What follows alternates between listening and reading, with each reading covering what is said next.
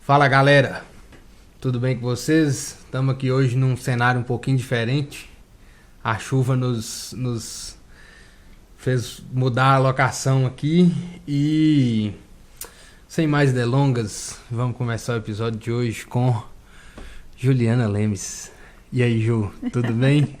Bem demais, melhor agora. Bom, primeiro te agradecer por atender ao chamado, né? Então, rapidamente assim, a gente tá vindo aí de uma semana de eleição, uma semana muito corrida em relação a isso tudo aí. E, gente, vocês não reparem não, a gente tá com um espaço muito reduzido aqui hoje, então relevem, tá? Bom, vamos lá. Eleição e chuva e você também aí com uma demanda muito grande aí na parte acadêmica. Confesso que já era para ter te chamado antes, você sabe aí que rolou um gancho.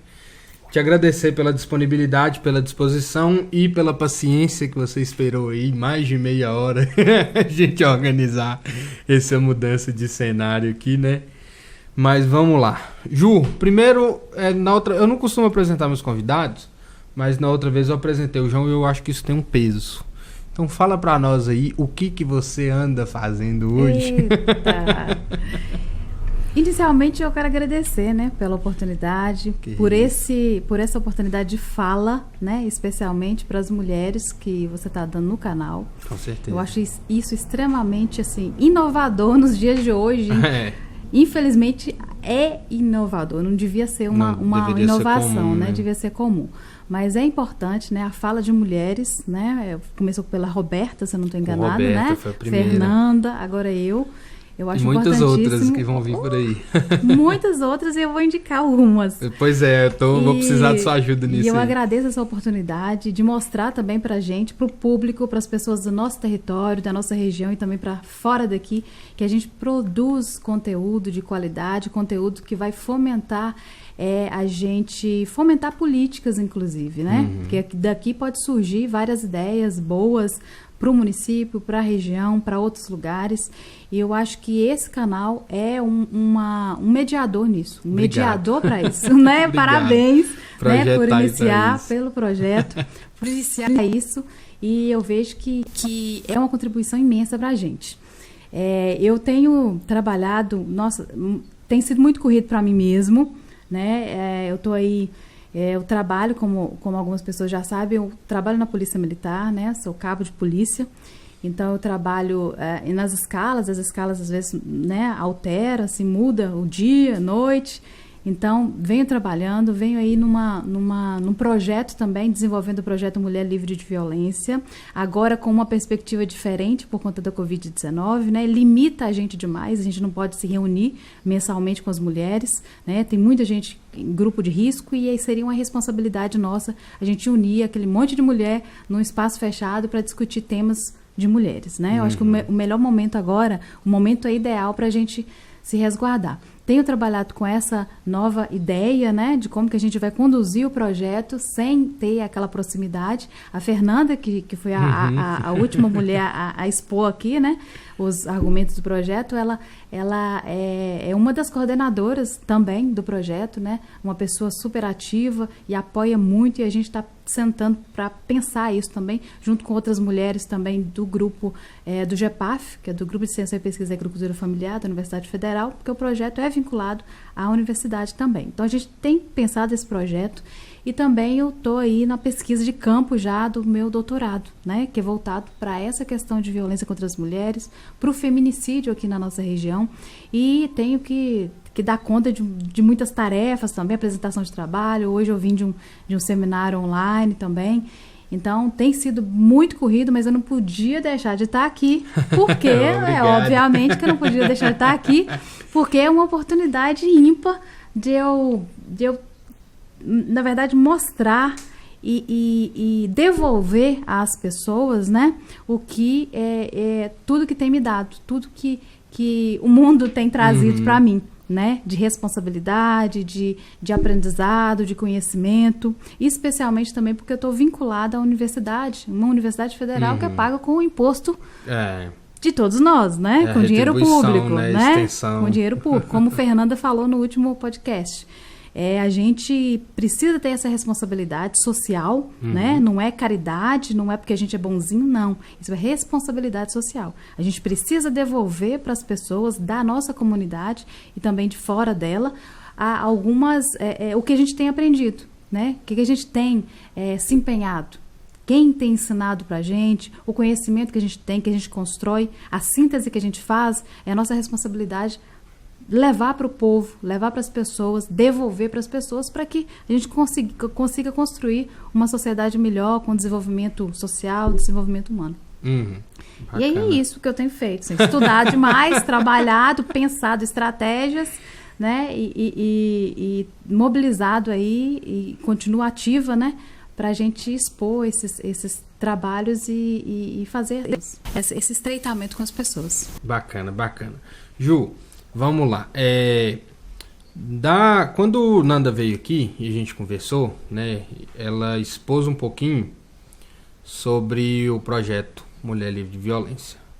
Fez um apanhadinho da história do projeto, né, e como vocês estavam apanhando, um apanhado geral disso e como vocês estavam trabalhando agora na pandemia e tudo mais.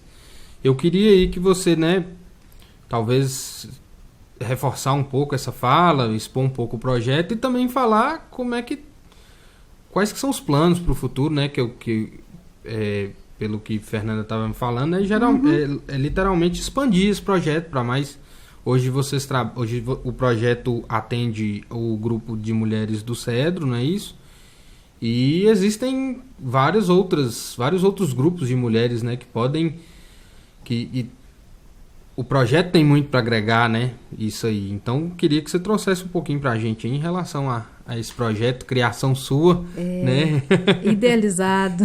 Pois é, ué. Eu vou dar um trabalhinho para quem está ouvindo a gente, que eles vão ter que voltar lá no podcast da Fernanda. Assistir o clipe lá, tem só um pedacinho já cortado lá. Assistir o clipe lá sobre o projeto MLV, para a gente dar uma continuidade, né? Aqui, a fala. Então, o projeto MLV ele surgiu de uma iniciativa de alguns militares do 19º Batalhão e eu escrevi esse projeto, eu idealizei o formato dele por conta de quê? Por conta de uma deficiência que eu percebi enquanto eu estava trabalhando na Patrulha de Prevenção à Violência Doméstica. E eu via que o trabalho que a gente desenvolvia enquanto policiais não era suficiente para amparar aquelas mulheres e para mudar a condição de vida que elas estavam levando. Não mudaria a realidade se aquele trabalho ficasse só naquele trabalho. Por quê? Porque tem várias questões que a gente precisa prestar atenção e discutir quanto à efetividade das políticas públicas. O que é pensado para as mulheres, né, no Brasil. O que é pensado para as mulheres nas regiões. Porque uma legislação que ela a nível do Brasil, ela é diferente demais em cada território. Então, cada território absorve de uma forma diferente. Né? Eu trabalhava na Patrulha de Prevenção à Violência Doméstica e a gente era amparado, né? Hoje a patrulha existe, eu não estou mais nela, mas na Lei Maria da Penha, né? Que é a legislação que é de 2006, né? Que é fruto de uma luta histórica, que eu posso falar daqui a pouco também, a trajetória, o percurso disso. E aí eu via que tinha algo que a gente podia fazer diferente. Eu especificamente, junto com a outra colega minha que também é graduada em serviço social, eu graduei em serviço social aqui na Universidade Federal, e tinha uma outra colega também que também era graduada, então a gente via que tinha outras coisas para fazer, tinha como a gente fazer outras coisas. Aí a gente achou a oportunidade num edital que me mandaram na época, que eu nem conhecia a instituição direito, sabe? A AFAS, Associação Feminina de Assistência Social e Cultura, que é lá de Belo Horizonte. Aí a gente escreveu um projeto, né? Mandou esse projeto. O projeto ele tinha a intenção de fazer um fomento à articulação da rede de enfrentamento à violência aqui no nosso território, né? A rede de enfrentamento são as instituições públicas, privadas, ONGs, grupos autônomos que se voltam à ao atendimento, ao apoio às mulheres em situação de violência. E isso seria a articulação da rede, né? Ministério Público, Defensoria, Judiciário, né? A Segurança Pública, Polícia Civil, Polícia Militar, vários instrumentos ali, movimentos sociais, movimentos de mulheres. Então a ideia era fortalecer isso, fortalecer essa articulação. A gente conseguiu mandar o projeto, a gente foi aprovado de 90 projetos do Estado, né? Porque esses projetos só poderiam ser propostos por militares, ou da Polícia Militar ou do Bombeiro Militar. E aí a gente propôs, a gente ficou em segundo lugar, inclusive, de 90 projetos do Estado inteiro, o único projeto voltado para as mulheres. Né? A gente sabe que a polícia, né, militar, ela tem aí 246 anos, mas apenas 40 anos de mulher na polícia. Pouco menos de 40 anos, quase 40 anos de mulher na polícia. Já tem coronel na Polícia Militar de Minas Mulher, Gerais? sim. Mulheres, sim. Nunca uma mulher comandou a Polícia Militar. Um dia comandará. Ainda não está comandando, mas temos coronéis na Polícia Militar, sim. Mulheres. E a Polícia Militar é uma instituição extremamente masculinizada, né? E 90% da tropa é homem, né? É masculina. Então a gente conseguir aí o segundo lugar no projeto, e o único voltado para as mulheres é muito importante e simbólico demais. Então a gente conseguiu esse recurso, né, em materiais e começou a trabalhar aí, fazendo articulação com algumas pessoas aqui da rede, algumas instituições, movimento de mulheres, e fazendo capacitações, uma espécie de capacitação que a gente criou para mostrar para agente comunitário de saúde, para as pessoas aqui da região, assistentes sociais e também professores, que a gente precisava entender um pouco mais sobre a legislação, sobre a lei e sobre onde que a gente ia buscar e encaminhar essas mulheres para que essa realidade fosse de fato mudada, transformada, né? Porque não adianta você mandar a mulher denunciar se ela não sabe onde denunciar, se ela não sabe como é que vai ficar a vida dela depois da denúncia. Não tem a segurança, que vai ter um amparo, que ela pode fazer aquilo ali, que ela vai estar amparada, né? Exatamente. Aí vem as pessoas julgando, né? Ah, mas por que você não sai dessa relação? Por que você ainda está vivendo isso? É muito mais profundo do que tem só 10 larga anos, esse cara, pô. Tem 10 anos que você está vivendo isso, tem 20 anos que você está vivendo isso, não, tem 5 meses, você sabe que vai acontecer isso com você, porque você ainda continua. Então, essas perguntas são perguntas que comumente as pessoas fazem, mas a maioria das pessoas não param para reparar que a resposta dessa pergunta está na deficiência das nossas políticas, sabe? Porque é um o Estado, contexto muito maior. Né? O Estado é responsável por isso. O Estado é responsável por amparar as mulheres. Isso está na nossa legislação e, às vezes, a gente acha que a legislação não é suficiente, mas é. O que falta para a gente é instrumento. É equipamento público para fazer valer a legislação que existe e que é excelente. A Lei Maria da Penha é uma das 3 melhores leis do mundo. Isso foi uma definição da ONU, da própria ONU. Então, assim, a gente pensou esse projeto das mulheres em outro formato que não é o de agora. O de agora, ele aconteceu a partir de 2018 com as mulheres do Cedro, porque a gente viu que a gente tinha que trabalhar a base. Trabalhar essas mulheres na base e conversar com essas mulheres mesmo, sabe? Sem aquela questão de... Porque quando a gente lê demais, né, estuda sobre alguns assuntos, a gente acha que a gente sabe tudo. Mas quando você vai lá para a prática, você vê que a coisa não é bem assim como você está lendo. Coisa da teoria. Né? Não é. Com então certeza. Você precisa saber, né, fazer esse equilíbrio entre o que você está lendo e estudando aqui no campo teórico e o que você está vivendo, o que as pessoas vivem na prática, né? O que é que as pessoas estão fazendo? Aproximar os dois mundos, aproximar esses mundos e numa linguagem acessível a essas pessoas, que é são outros 500, desafio, né? Quando a gente está na academia, né? Academia que eu falo, academia universidade. Quando a gente está na universidade, a gente tende a falar de uma forma muito técnica, muito subjetiva, muito, às vezes, rebuscada e profunda, né? Mas tende a falar assim, e quando a gente fala assim, a gente atinge apenas os nossos, apenas os que entendem o que está no ambiente que a gente está também. Né? Cria uma barreira, cria uma distância. A gente fica numa bolha. As pessoas que não estão na academia. A gente fica na bolha, né? Quando a gente está nessa... Às vezes você entra numa faculdade, você começa a fazer um curso, e você começa a falar de forma muito técnica, né? Porque, querendo ou não, a gente Eu, pelo menos, quando eu entrei na faculdade, tinha que ler 3, 4 artigos na semana para poder fazer um resumo, e aí quando você fosse fazer um trabalho, você tinha que fazer nos termos técnicos e respeitando norma da BNT e tudo mais. Então a vida do acadêmico vira aquilo ali, né? Vira então... aquilo e ele começa a reproduzir aquilo também. Reproduzir aquilo e achar que todo mundo está entendendo o que ele está falando. Vira o novo normal para ele, né? Vira um novo normal e assim...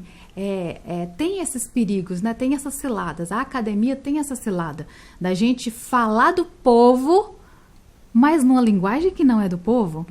A gente estudar, né? Aqueles teóricos, né? Eu sou do campo das ciências sociais, né? Serviço social, e a gente estuda Weber, Marx, Durkheim, que são os pais da sociologia, das ciências sociais, mas aquela linguagem lá não é uma linguagem que você consegue traduzir facilmente para o povo. Né? E às vezes o povo não é um povo que é de baixa escolaridade só, né? A gente tem muita gente que tem aí pós-graduação e não consegue compreender certas questões, certos argumentos, né? Não consegue interpretar, né? Não é porque você tem hoje em dia... E aí a gente depois pode até debulhar nas falhas do sistema educacional acadêmico do Brasil. Exatamente. Vamos deixar isso para depois. Tem algumas questões aí que a gente, assim, volta-se mais para o analfabetismo funcional, né? Que você pode ter um diploma, mas não significa que você sabe interpretar aquilo ali, né? Aquela realidade. Então a gente tem essa preocupação, eu, Fernanda, Deliene, Priscila, Aruana, Valéria, que somos aí da coordenação técnica de planejamento do projeto, tem essa preocupação de levar esses argumentos, de levar essa habilidade da academia para as pessoas de uma forma que elas consigam entender, né? E quando a gente faz isso, a gente leva para campo isso, a gente chegou para falar isso com as mulheres do Cedro, a gente falou em uma perspectiva diferente. A gente tratou de temas que são temas tabu na sociedade, sem falar o nome dos temas. O exemplo, feminismo, né? Os feminismos, que não é um só, né? A perspectiva feminista, né? O que é isso? Né? A gente falou sobre isso, a gente introduziu temáticas importantes que são discutidas no âmbito do feminismo e do movimento feminista, que a gente não falou essas palavras. Sem citar o título, né? Não precisa citar essas palavras. Abordamos o assunto sem citar essas palavras, porque são palavras que as pessoas tendem a ter resistência, extrema resistência, né? E o feminismo não é aquilo que as pessoas entendem como verdade, né? A gente tem aí pessoas graduadas, profissionais de vários campos do saber, que ainda têm a percepção de que esse apelo feminista seria um apelo contrário ao que hoje a gente chama de machismo, que o feminismo seria o contrário de machismo, e não tem nada a ver. E não é isso, não é isso, não é nada oposto a homens, né? As mulheres podem ser feministas estando casadas, tendo filhos também, né? Sendo evangélicas, sendo católicas, tendo uma religião ali bem definida e com princípios e valores bem definidos, e ainda assim ser feminista, né? Ter posturas feministas, né? As mulheres podem ser, né, ser heterossexuais, ser homossexuais, né? E também ser feminista. Então, assim, o feminismo nada mais é do que um conceito, na verdade é um conceito amplo, né? São vários feminismos, tem feminismo marxista, tem feminismo liberal, tem feminismo negro, que o movimento negro mostra que esse feminismo, esse tipo de esse feminismo negro seria um dos primeiros a serem moldados. Há um feminismo que é esse feminismo padrão, né, que é alardeado aí na nossa sociedade, que no movimento negro, as mulheres negras falam que é o feminismo nascido pelas brancas, nascido pelas mãos das brancas, que foram para a rua para lutar por direito ao trabalho, pelo direito ao voto, né? Isso não foi puxado por mulheres de esquerda. Isso foi puxado por mulheres feministas que não necessariamente são esquerda, né? Então, assim, há essa ideia também que o feminismo é algo que é restrito a um campo ideológico, né? Que é de esquerda, e não é. Não é restrita a esse campo ideológico. Então, assim... E as mulheres, né, que forem de direita ou se intitularem de direitas, são beneficiadas também por esse movimento que E se fazem, considera e de travam esquerda. lutas também. É porque, na verdade, assim, eu vejo que a sociedade em si tem a mania de politizar muito as coisas. E às vezes um movimento que é pro bem de todos, independente de esquerda, de direita, porque na verdade isso direita e esquerda originou nada de uma terminação econômica e aí virou política e agora é social. É uma dicotomia E mesmo. o pessoal distorce completamente. Na verdade, eu creio que assim, o feminismo, assim como vários outros movimentos, é simplesmente uma luta por direito, uma luta por igualdade. Exatamente. É um movimento de luta por igualdade. Isso, Só exatamente. foi categorizado ali específico para um movimento que está buscando o direito para a mulher. No caso, o feminismo, seja para ela negra, seja para ela hétero, homo, o que for. Né? O direito a ocupar espaços de poder que nós, mulheres, ainda não temos, né? Eu estava fazendo um levantamento para escrever o artigo da coluna. Sua área de pesquisa aí, né? Exatamente. Eu escrevo uma coluna, eu assino uma coluna, a coluna Interfaces, no Jornal da Cidade, do Diário Tribuna. Diário Tribuna. Diário Tribuna. E aí eu estava fazendo esse levantamento agora com as eleições, o levantamento das mulheres que se elegeram aqui na região. E a gente vê que, assim, é algo que é ainda um desafio muito grande para a gente, muito grande. As mulheres, foram pouquíssimas candidaturas, foram pouquíssimas candidatas a serem eleitas, né? A Câmara aí com o universo, exemplo de Chevlatone, tinham 3 mulheres, né? Até o final do ano agora, 3 mulheres como vereadoras, são 19 cadeiras. Então, 16 homens e 3 mulheres. Para o próximo ano, nós temos 17 cadeiras com homens e 2 cadeiras para mulheres. Nós temos cidades aqui da nossa região, exemplo de Malacaxeta, Carlos Chagas, que não elegeu uma mulher. Nem para vice-prefeita, nem para prefeita, e nem para vereadora. Então, assim, como que as pautas femininas, as pautas de mulheres, elas vão ser introduzidas nesse campo, nas câmaras, né? Na legislação municipal? Como que essas pautas vão ser introduzidas, né? Como que a gente vai enfrentar a questão da violência contra as mulheres que só vem crescendo, dos feminicídios, né? Eu acho que vai até mais além, onde vai ter a representação de qualquer que seja o interesse. Exatamente. Não só nessas pautas, mas a representação da mulher na sociedade. A legitimidade dessas mulheres. Até porque, se a gente for contar a população, não sei exatamente no município, mas pelo menos no Brasil a gente tem mais mulher do que homem. No Brasil, aqui em Teoflotone, são 52% de mulheres. Então, ou seja, essa representação não tá representando a realidade, não né? está equitativa, não está igual. Não dá pra gente falar que é igual, porque não é igual, né? As mulheres não estão nos postos de poder. Só se olhar aí historicamente, aqui em Teoflotone a gente teve o privilégio, né, de ter tido Maria José, que foi assim... Furou a bolha. Foi prefeito 2 vezes, foi deputada e numa época onde o feminismo não era tão... Na verdade, ele era presente, mas ele não tinha a força, não tinha o tamanho que tinha.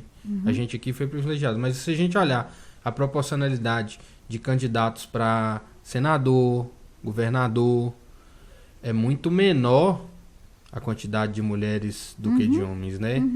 E até na questão eleitoral, agora acho que os partidos são obrigados a terem, acho que no mínimo 30% de um dos sexos, e ainda assim não é o suficiente para... E é um problema, né? Porque o tanto de mulher laranja que entra.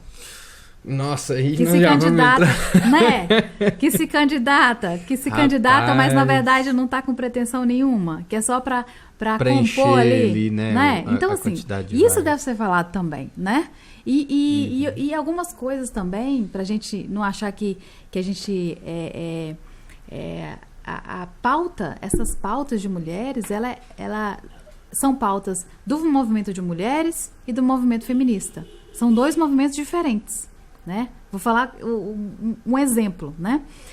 O movimento de mulheres, ele preza, na verdade, na década de 70, já fazendo uma apanhada aí, um histórico do que é isso, na década de 70, essa questão das mulheres, ela entrou na pauta política, na verdade. Aí eu retomo uma fala do João Gabriel no último podcast. João Gabriel falou política, todo mundo sabe de política. E eu concordo plenamente. Todo mundo discute política o tempo todo. No nosso dia a dia. A política é o dia a dia, né? A política partidária é outra coisa. A política partidária... Eleição, esse movimento... Já vai para um viés ideológico. Já vai para um viés, assim, do que você acredita de sociedade, de projeto de sociedade, e o que eu acredito. Então, isso já vai para a política partidária. A política a gente faz o tempo todo. Né? A gente faz uma política o tempo todo. Quando você negocia alguma coisa com alguém, você está fazendo política.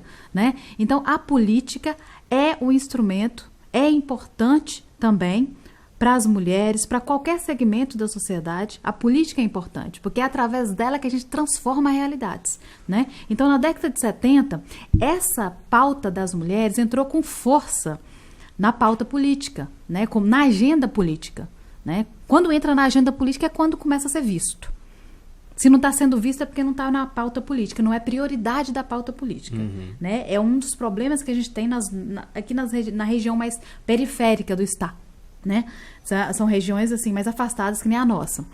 Não entra na pauta política a questão de mulheres. Em BH você vê um movimento de mulheres extremamente fortalecido. Com certeza. Forte, aguerrido.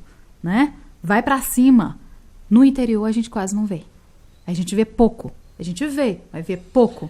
Culturalmente, né, é bem diferente. Então, em 70, entrou nessa pauta, especialmente por conta das violências sofridas pelas mulheres final da década de 70. Teve um caso emblemático em Minas Gerais, que eu até indico um outro podcast, quem gosta de podcast aí, eu indico o podcast que tem 8 episódios. Ele chama Praia dos Ossos.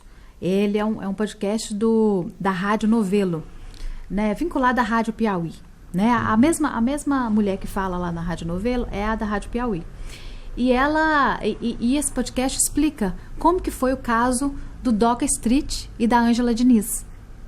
Ela era uma socialite super famosa no estado de Minas, Rio de Janeiro, no Brasil, uma pessoa de referência, e ela foi morta com 4 tiros no rosto, né? Por conta que ela não queria continuar com o relacionamento, né?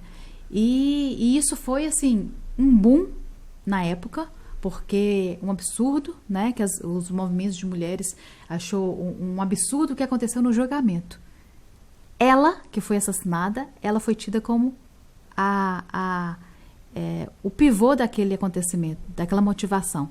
Ou seja, aquela motivação do crime foi como se fosse culpa dela. Ela foi culpada pelo comportamento dela. A vítima. No tribunal, eles distorceram a questão, viraram todo o jogo e ela ficou como sendo a culpada. A pessoa que morreu, tomou 4 tiros no rosto, sim, ficou sendo... A culpada pelo comportamento. À época, 1976. Uma mulher super descolada, né, que não era livre. Tinha 3 filhos, deixou os filhos com o pai. Foi viver a vida. 76. Até hoje isso é um tabu. Uma mãe que deixa os filhos com o pai, até hoje isso é um tabu. Fora outros tabus que se tem. Ela foi julgada pelo comportamento dela. Então, o assassino dela, que era um namorado de 4 meses que ela tinha, ele foi praticamente inocentado. Ele teve uma pena de 1 ano e pouco. Né? No primeiro julgamento. Que hoje a gente chamaria de feminicídio, né? Hoje a gente falaria que era feminicídio. 4 tiros no rosto. E aí, o que acontece? E nessa época teve um segundo julgamento. Já no segundo julgamento, as mulheres se mobilizaram. Isso aconteceu lá em Búzios, que na época, Cabo Frio. Era Cabo Frio, que era o fórum de Cabo Frio. As mulheres se organizaram, foram para a porta do fórum, né? Fizeram pressão e a coisa mudou. Mudou totalmente. Um julgamento para o outro mudou totalmente. Porque as mulheres pressionaram e se mobilizaram. Então, a importância das mulheres se posicionarem e mostrarem que aquilo ali não é do jeito que não está do jeito que elas gostariam que fosse, né? Então, essa luta de mulheres, desde a década de 70 até agora, Nós colhemos os louros agora. Nós estamos colhendo até os louros agora. A Lei Maria da Penha, a Lei do Feminicídio, as políticas públicas voltadas para as mulheres, né, que naquela época não tinha nada. Em 85 foi criada a primeira delegacia de mulheres. Em 85 em São Paulo, né, depois desse boom dessas mulheres. Em 2001, no governo Fernando Henrique Cardoso, foi criado uma Secretaria dos Direitos da Mulher. No entanto, ele nunca entrou em vigor, nunca aconteceu de fato, né? Nunca aconteceu de fato. 2001, com a entrada do governo Lula, em 2003, o primeiro ato, a medida provisória do governo Lula, o primeiro ato foi a Secretaria Especial de Política para as Mulheres. Por conta de quê? De pressão das mulheres. As mulheres têm que se posicionar. Se não se posicionar, ela se perde na pauta política.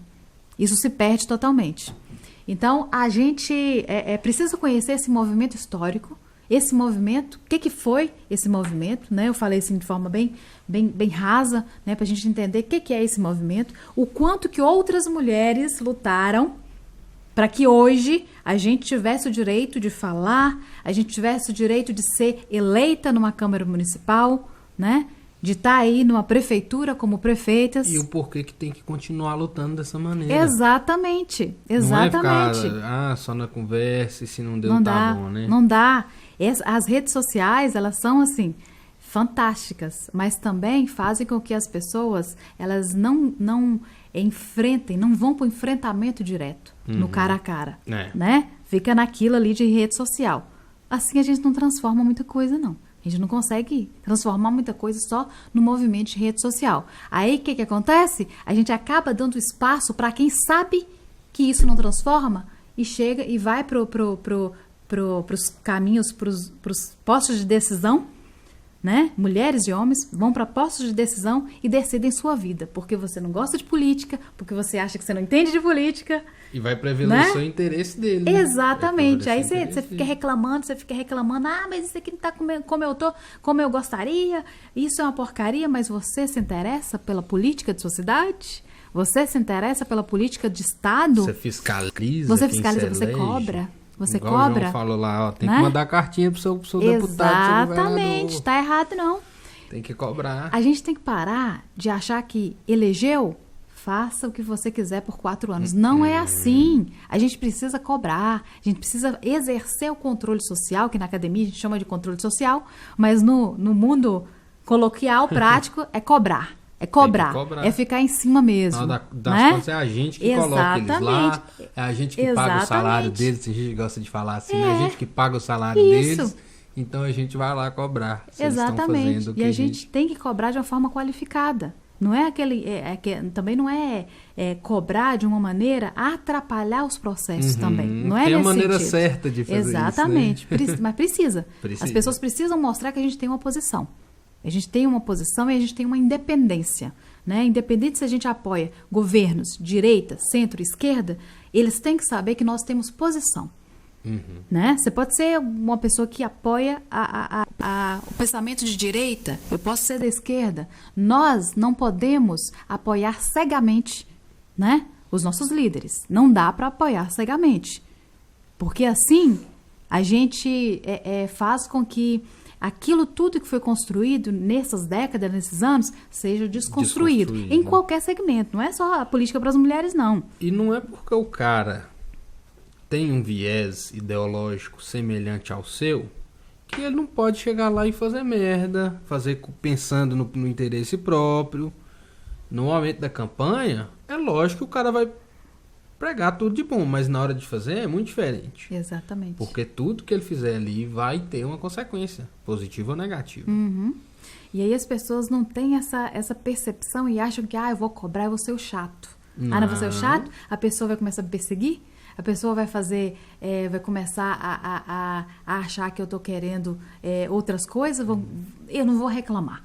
Aí resolve não reclamar. O bem maior que a gente tem na política é o que a gente dá lá no domingo, lá igual a gente fez agora, dia 15, que é o voto. Que é o que dá o poder. o mesmo poder que a gente dá para eles lá, a gente tem que ter sobre eles, de cobrar, de fazer valer o poder que a gente tá dando pra eles. Exatamente. O exercício do voto é o único que equipara ricos e pobres. Todo único, mundo tem o mesmo poder. Tem o mesmo poder. Por isso que posturas e discursos demagógicos vêm com tudo nessa época. Né? Jogar o mel Porque no ouvido. precisa atrair esse público. Jogar o mel né? no ouvido da galera. E o nosso público majoritário é público de baixa renda e de baixa escolaridade. Quando não de baixa escolaridade, de escolaridade, mas com aquele problema do analfabetismo funcional, que não entende o sistema, não entende os problemas em si.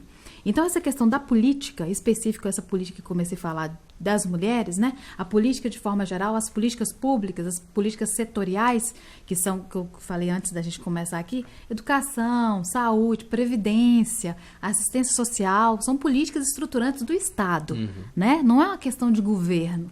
É Estado, Estado brasileiro. Independente de quem está lá. Né? Independente de quem está lá, isso são políticas do Estado. Né? A política pública, a política social, ela é justamente para equilibrar esse jogo de força e o jogo de interesse também entre a população, de forma geral, e as forças do mercado. Né? Tem a corrente liberal que entende que as forças do mercado têm condição de equilibrar isso. Né? Há uma corrente diferente que entende que o Estado é necessário para equilibrar essa força, para equilibrar o mercado, porque senão o mercado abocanha e a pessoa fica escrava do trabalho. Né? O direito trabalhista vai para o ralo. Né? O direito das pessoas do trabalho vai para o ralo. Aí eles criam outro segmento de trabalho na sociedade e as pessoas elas acreditam que aquilo ali é legal para elas, mas elas não têm a percepção de daqui a 10 anos, 20 anos, elas não vão ter mais aquele vigor físico para trabalhar, né? Então a gente precisa... Envelhece. Exatamente, a gente precisa de um planejamento a longo prazo, né? E às vezes, por não entender de política, por não se interessar por política, nós deixamos com que passe com que essas políticas voltadas para as pessoas, para a longevidade, né, das pessoas, que isso seja rompido, né, que essas políticas sejam rompidas, os direitos sejam rompidos. E a gente, daqui a um tempo, daqui a 20 anos, eu escrevi um texto sobre isso alguns meses atrás, daqui a 20 anos, o Brasil vai ser um país idoso, um país de idosos. Nós não estamos mais... o crescimento demográfico, a curva demográfica de natalidade. Os casais, justamente, vai transformar tudo, está transformando tudo. Semelhante à Itália hoje, né? Que é um país com... um idoso, é um país idoso. O Brasil, daqui a 20 anos, vai ser um país de idosos. Um país em que a força de trabalho ativa, ela vai ser muito reduzida, né? Quem está gerando, na verdade, a riqueza do país, ela não vai estar tão ativa, né, quanto está hoje. Então, os idosos vão precisar de um apoio do Estado. Vão precisar de um apoio de quem está na ativa. A Previdência, né? Fazer valer então, uma boa Previdência. Tem algumas questões que, se a gente não se interessar por política, a gente deve deixar passar. A gente deixa passar. E outra coisa, o impacto que isso tem sobre a gente, que depois a gente não tem nenhum direito de reclamar. Se não tá bom. Exatamente. Porque aquilo ali tá acontecendo, você não se inteirou, você não se informou, você não viu como você poderia influenciar para que aquilo não ficasse de uma maneira ruim para você, e aí lá na frente você já não pode fazer mais nada e aquilo ali tem influência negativa na sua vida. Exatamente. Por isso que é importante a gente conhecer minimamente o que está sendo feito na nossa comunidade, na nossa cidade, né? As eleições municipais, né? Vão mudar. A parte mais próxima, né, da gente, né? Que é a prefeitura e a Câmara de Vereadores. E é aqui que a gente precisa começar a caminhar e se interessar, sim, pelos problemas, né, da cidade, os problemas do município, né, do Estado no segundo plano, da nação no terceiro plano, mas as políticas mesmo, as políticas voltadas para as mulheres, elas podem ser implementadas em qualquer dos níveis, federal, estadual, municipal, pode ser implementada. Por que nós não temos nos nossos municípios casas de apoio à mulher? Por que nós não temos uma política específica municipal para as mulheres? Porque não é prioridade. Porque até hoje não foi prioridade. E por que não se tornou prioridade nesses locais? Não se elegeu. Né? Porque não se tem mulheres no poder e não se tem movimentos fortes, fortalecidos para cobrar isso. Para cobrar e para pautar essas questões. Né? Agora, com o próximo pleito, né, de todos os municípios, né, a gente espera que os eleitos e os reeleitos eles tenham essa noção dessa perspectiva diferente, essa visão e essa intenção, né, de justamente, lutar por essa, justamente. Só que situação. a gente não pode deixar só na mão dos prefeitos e dos vereadores. A gente precisa cobrar. A gente precisa fazer o enfrentamento e cobrar isso. Porque senão vai sair ano, vai entrar ano e vai acontecer o que aconteceu com a Silvia Helena, por exemplo, de Fronteira dos Vales, o mês passado, que foi assassinada, tendo uma medida protetiva de urgência, tendo reclamado várias vezes o problema dela, tendo decidido se separar e estando em casa. Por conta de quê que às vezes isso aconteceu? Por causa da falta dos equipamentos públicos para ampará-la. A gente tem equipamentos públicos? Temos sim. Temos alguns. CRAS, né? O CREAS em alguns municípios, nem todos. Polícia Militar, Polícia Civil, né? O dia inteiro, às vezes nem todos os municípios têm delegacia, né? Delegacia da Mulher. A gente só tem em Teoflotone e em Nanuque. Nossa, tem muita sabe? Cidadezinha aqui. Então, a gente tem ainda muito problema na questão de equipamento público de amparo a essas mulheres e treinamento de quem vai acolher essas mulheres. Treinamento dos profissionais. Capacitação, né? Porque não adianta você ter um centro ali de acolhimento, de atendimento à mulher, se você não tem uma pessoa que saiba acolher essa mulher. Vira um instrumento ineficaz, né? Um instrumento de revitimização dessa mulher. Um instrumento em que o profissional vai fazer como fez na década de 80, quando criaram as primeiras delegacias da mulher. O que acontecia com essas mulheres? Essas mulheres chegavam na delegacia para serem amparadas e ficavam buscando em que ela errou para que ela fosse agredida, para que ela fosse lesionada, né? Que roupa que você estava? Onde você estava andando? O que você fez? Você fez o almoço? Transformando ela na culpada e não a Exatamente. O que acontece até hoje? Acontece até hoje. Por falta de quê? Por falta dessa qualificação dos profissionais, né? São questões assim que não podem ser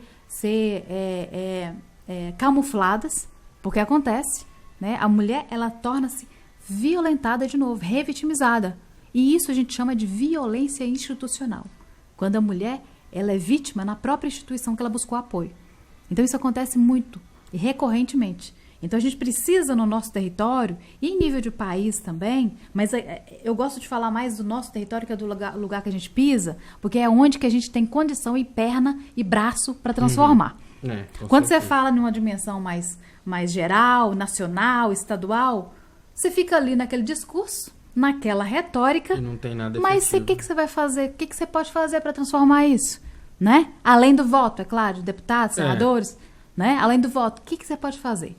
Aqui no âmbito municipal, pode-se fazer também, né? E está bem mais perto. Assim, a gente que não exerce, né, no caso não exerce nenhum cargo público no executivo, legislativo e tudo mais, o que a gente pode fazer é isso, tá votando bem, tá participando de projetos, tá cobrando dos nossos representantes. Eu acho que isso é o que realmente a gente faz, né? O que a gente trabalha mesmo, Projeto Mulher Livre de Violência, é um trabalho de prevenção à violência contra as mulheres. Mas a ideia da gente em expandir para outros locais, né, que você me perguntou anteriormente e eu não falei, de expandir para outras cidades, a ideia não é especificamente tomar o papel do Estado. O Estado tem uma responsabilidade e ele precisa cumprir essa responsabilidade de amparo às mulheres, né? Projetos como o nosso, criados com a finalidade de empoderar mulheres, de prevenir violência contra mulheres e meninas, de trabalhar com autonomia econômica, ele não pode ser uma estratégia, uma iniciativa para tomar o lugar do Estado. O Estado tem essa responsabilidade. Ele é um auxílio, né? Mas a função principal é do Estado. E o Estado é gerido por quem? Pelos governos. Pelos governos eleitos. Né? O Estado é gerido pelos governos eleitos. Então, os governos eleitos têm essa responsabilidade. E os nossos vereadores têm a responsabilidade de cobrar isso, né? De cobrar a implementação e efetivação dessas políticas. A as políticas para as mulheres, né? Voltando, né? A gente vai e volta. A política para a mulher, ela tomou, na verdade, ela foi incorporada à cena política, à agenda política, incorporada efetivamente a partir da criação da Secretaria Especial de Política para as Mulheres em 2003. Em 2004, já começou-se as conferências municipais. O que é uma conferência? Uma conferência nacional, na verdade, a Conferência Nacional de Política para as Mulheres. Aconteceram conferências municipais, conferências estaduais e uma conferência maior, conferência nacional. Essas conferências deram voz às mulheres. O que o seu programa faz agora com a gente, né? Dar voz a nós mulheres, é o que as conferências faziam para uma gama de mulheres. Mulheres rurais, mulheres urbanas, se juntavam, né, nesses espaços municipais de conferência para falar o que tá ruim. O que você não está gostando, né, na sua vida cotidiana. O que não está legal.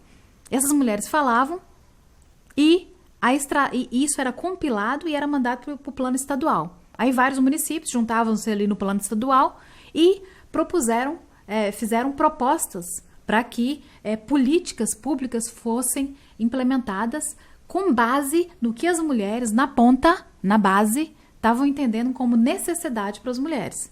Então, nessa perspectiva, com essa ideia, foram montados, na verdade, teve 4 planos desses, planos nacionais de mulheres, que aí, até 2016 tinha as conferências, até 2016. Só que foram criados 3 planos. O plano de 2004, 2007, 2011, de 2016 não foi criado, porque teve aquele, né, a transição de governo, a Dilma saiu, entrou o Temer, então a gente, né, virou aquilo que a gente está até hoje, né? Aquela coisa que a gente está até hoje. Não vamos entrar aí nesse detalhe, que é um tema para um outro podcast. Um outro podcast para falar disso. Então, a gente teve essa ruptura aí, nessa época, né? Na segunda década, né? Começou 2010, 2011, 2012, começou a coisa a recair. Uhum. Mas até esse período, a gente teve muitos avanços. Em 2006, foi criada a Lei Maria da Penha, por conta de estratégias. Tem o nome de Maria da Penha? Muita gente acha que é por causa da Maria da Penha. Vamos esmiuçar, né, isso aí, Ju, porque assim... Eu mesmo sou leigo. Eu não sei exatamente qual que é o instrumento da Maria da Penha. Então eu acho interessante a gente abordar, porque eu sei que a maioria das pessoas às vezes fala de Maria da Penha, mas não tem noção né? de como é que é esse instrumento. Vamos falar. Vamos falar da Maria da Penha, então. Então, a Lei Maria da Penha, muita gente acredita que ela foi criada unicamente pela Maria da Penha. Maria da Penha Maia Fernandes, que é uma paraibana, que sofreu, né, com o marido, que deixou ela paraplégica e que quase matou ela, quase assassinou ela, tentou 2 vezes matar ela, né? Foi com um tiro nas costas enquanto ela estava dormindo. E a outra ocasião foi quando ele tentou eletrocutá-la na banheira. Então foram essas 2 situações. A primeira situação, ele forjou um assalto na casa, né? A primeira situação, ele forjou um assalto na casa. Mas descobriu-se que foi ele quem tinha dado o tiro nas costas dela. E aí, essa mulher, ela lutou por anos, década, mais de uma década, para que esse companheiro dela fosse punido, né? E o Brasil negligenciou essa questão da Lei Maria da Penha. Quando, isso foi em 83. 83. O Brasil negligenciou isso, né? O Brasil não apesar de ser signatário de algumas legislações internacionais, de algumas normas institucionais que amparam, né, as mulheres, os direitos humanos das mulheres, o Brasil não respeitou essas recomendações internacionais. Maria da Penha, ela encontrou apoio na OEA, Organização dos Estados Americanos. E a OEA, ela soltou um relatório sobre esse caso Maria da Penha, foi em 2000, na época, 2000, 2001, acho que foi em 2000, que a OEA soltou essa recomendação ao Brasil para que ele tomasse postura com relação às normas que ele era signatário, né? Por exemplo, a Convenção de Belém do Pará, de 95, se eu não estou enganada. E, então, o Brasil, a partir daí, né, a partir dessa chamada da OEA, o Brasil teve que se mobilizar e mudar e transformar essa postura. Isso já era governo Lula, 2002, 2003, né? Por conta disso e também da pressão dos movimentos feministas. Em 2002 foi criado um consórcio, né, de organizações, de ONGs no Brasil inteiro para pautar o que as mulheres estavam precisando para minimizar a questão da violência no Brasil, né, que estava absurda. Né? O caso de Ângela Diniz é um dos casos que eu contei. Tem vários outros casos do mesmo padrão, no mesmo sentido, em que os homens eram libertados, inocentados nos tribunais de júri pela legítima defesa da honra. Ou seja, desconfiava de traição, legítima defesa da honra. Né? A mulher estava ali numa atitude depravada, legítima defesa da honra. É difícil de acreditar. Né? Mas é história. E até hoje isso acontece muito. Isso eles tentam, né, que isso aconteça nos tribunais. Legítima defesa da honra. Teve o da Mari Ferrer aí que o advogado simplesmente fica na frente do juiz, pô. E a passividade do juiz. Nossa, cara. Né? E assim, um cenário de machismo explícito, 4 homens e uma mulher, num caso de... E as lágrimas de crocodilo, né? Puta merda, cara. As lágrimas são de crocodilo dela. Eu fico... Eu vi aquilo lá de manhã, mas eu fiquei ruim, eu fiquei mal o dia inteiro. Não, eu imagino que pra você, assim, que, pô, é só a luta diária, entendeu? Você que encabeça esse projeto, trabalhou muito tempo com isso, entendeu? Por mais que você já tá calejada de ver essas situações, mas eu acredito que você, até como mulher, aquilo ali te tira as estribeiras de ver, seja qualquer que seja a situação. Ver aquilo em 2020. Em 2020, sabe? É assim, mas aí você vê o que está por trás disso. Isso foi filmado, uma pessoa pública. Imagina o quanto que isso não acontece nos tribunais. Demais. Quantas vezes que isso não acontece? Eu imagino até, depois eu parei para refletir, imagina assim, cara, advogadas recém-formadas, o tanto de assédio e episódios semelhantes de diminuição da figura da mulher, desqualificação da capacidade dela, que deve acontecer. Exatamente, em todos os espaços. Em todos os espaços acontece isso, infelizmente. Até nas mulheres que têm um alto grau de instrução, até nas mulheres mais escolarizadas, as mulheres que ocupam e que chegaram a um posto de poder lá em cima, até elas sofrem essa questão da desqualificação. Não acreditam na capacidade dela de gerir, não acreditam na capacidade dela de enfrentar o problema e de transformar o problema, sem associar a questão de mulher é frágil, mulher vai chorar quando tiver um desafio na frente. Então, isso precisa ser desconstruído. Essa ideia precisa de ser desconstruída. Eu te falo com legitimidade no assunto, porque eu estou numa instituição que é masculina, né? Que é extremamente masculinizada. Né? Eu trabalho na polícia militar. Né? E a gente não é dentro da corporação, não. É fora. Na sociedade, de forma geral, acredita que uma mulher, ela tem menos, pode ser que ela tenha menos capacidade do que um homem policial porque ela é mulher. Porque ela vai ter medo, porque ela não vai conseguir enfrentar certas questões. Eu confesso que eu teria até mais medo, porque... Em algumas pode ficar com mais medo mesmo. Sobre algumas mulheres pode ficar. Vou te falar. Então, viu? assim, é muito complicado, sabe? Em várias profissões, não uma só. Medicina, né? Fernanda é dermatologista. Cara. Fernanda é dermatologista. A medicina, as mulheres da medicina também sofrem a questão de elas terem um lugar, uma especialidade na medicina, né? As mulheres médicas cirurgiãs, né? Também sofrem essa discriminação. Cirurgiã, mulher? Ortopedista, mulher? Pois é, né? cara. Então, assim, em todas as profissões, engenharia, engenheiras, o parque de obra, uma mulher no parque de obra comandando aquele monte de peão. Isso acontece muito. O que ela não enfrenta? Demais. Enfrenta muita coisa. Nós enfrentamos muitas coisas ainda. Né? Ainda enfrentamos muitas coisas. E é por isso que a gente não pode entender que há uma igualdade. Não há essa igualdade. Não tem uma equidade. Não. Apesar da legislação, da lei falar, mostrar, Dá a lei... instrumentos para executar essa igualdade, não é na prática, né? Não é o que acontece. A legislação, o direito, ele é importante, é instrumento, mas a lei por si só, ela não tem o poder de desconstruir relações sociais. A relação social não se desconstrói com uma lei imposta. Toma, tem uma lei aqui.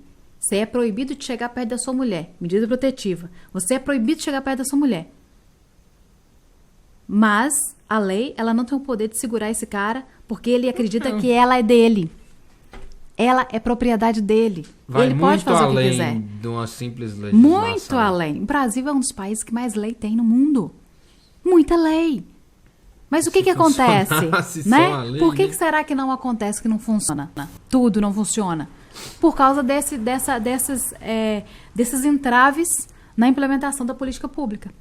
Na implementação dessas políticas que se precisa construir. Do equipamento público, né? Dos equipamentos. De uma central de saúde de qualidade, que tem ali profissionais para atender a população de forma adequada, né? As políticas setoriais, né? Transversais. A política que eu trabalho na minha pesquisa é uma política transversal. É uma política que ela dialoga com vários setores. Assistência social, a saúde, a segurança pública, educação, né? O desenvolvimento rural. Então, assim, é uma política que é transversal. Então, a gente precisa compreender. Isso, né? Vai conversar e vai trabalhar. Conversa, exatamente. A Lei Maria da Penha, você só vai voltar na lei. A gente vai, eu quero ver como é que você vai dividir isso, que nem você está querendo dividir. Relaxa. Porque a gente vai e volta toda hora, né? E a Lei Maria da Penha, na verdade, ela foi criada em duas perspectivas. Preventiva e punitiva. No entanto, a punitiva é mais conhecida.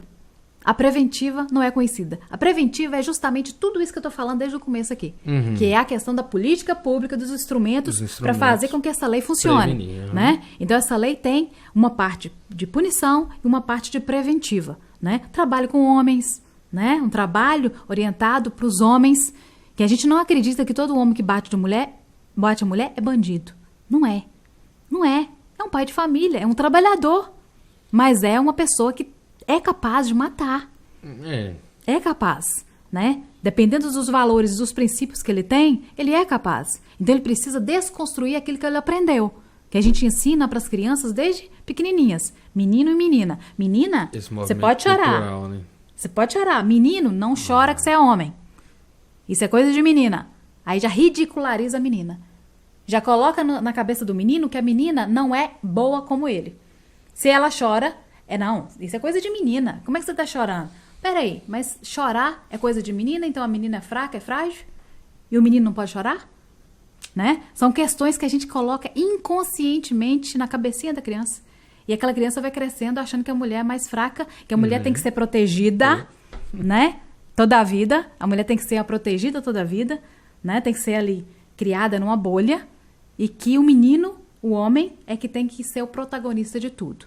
Essa desconstrução é que a gente luta para acontecer, para que casos de violência como a gente vê hoje continuem não acontecendo. A Lei Maria da Penha tem essas duas perspectivas, o punitivo e o preventivo, e por uma base intersetorial. Vários setores têm que comungar e conversar entre si. A lei ela tem cinco tipos de violência que está ali discriminado como violência doméstica e familiar contra a mulher. A violência física, que não preciso nem descrever o que é. A violência sexual. O homem é casado com a mulher, ela tem a obrigação de transar com ele? Tem? Não. Tem mulher que acha que tem. Pois é. Tem mulher que acha que tem e tem amigas. Isso é até religioso, né? A gente sai até dessa questão cultural e entra no religioso. Pois, não é só religião, não. Tem meninas que às vezes estão namorando, né? Tô aqui no sexual, é pra orientar. Tem meninas que namoram com rapazes, meninas novinhas, né? Namora com rapazes que ele tenta, né, a relação sexual, quer se relacionar ali antes do tempo dela, ela não quer, mas ele tá ali pressionando. As amigas vão virar para ela e vão falar assim, se você não fizer o que ele tá querendo, você vai perder ele. Outra vai fazer, né? As mulheres casadas da mesma forma, se você não fizer isso e isso lá que ele tá querendo... Tem na rua.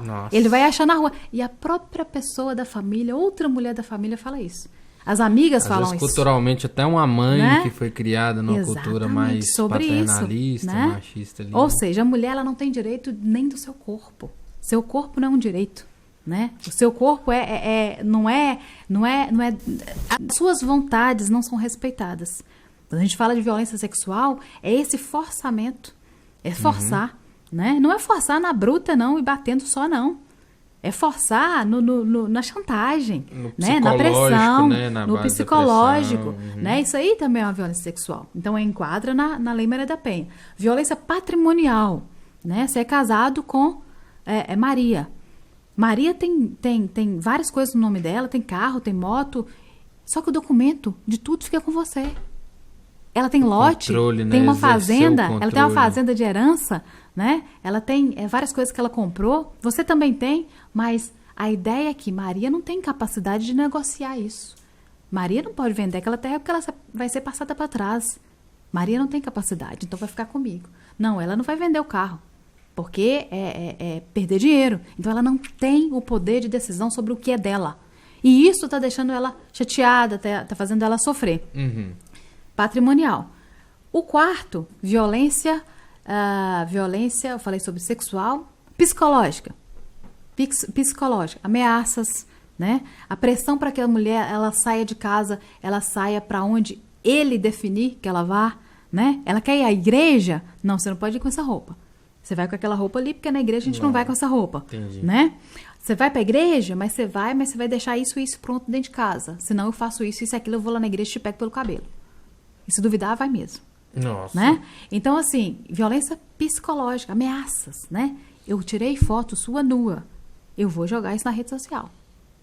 Eu vou mandar, se você encontrar, se você namorar com outra pessoa... cometer um crime e ainda utiliza... Nossa, cara. E você vai... Mas isso acontece muito. Você vai fazer isso... Não, você vai ficar com outra pessoa, você não vai não. Porque eu vou mandar sua foto pra ele. Vou mandar pra todos os amigos dele.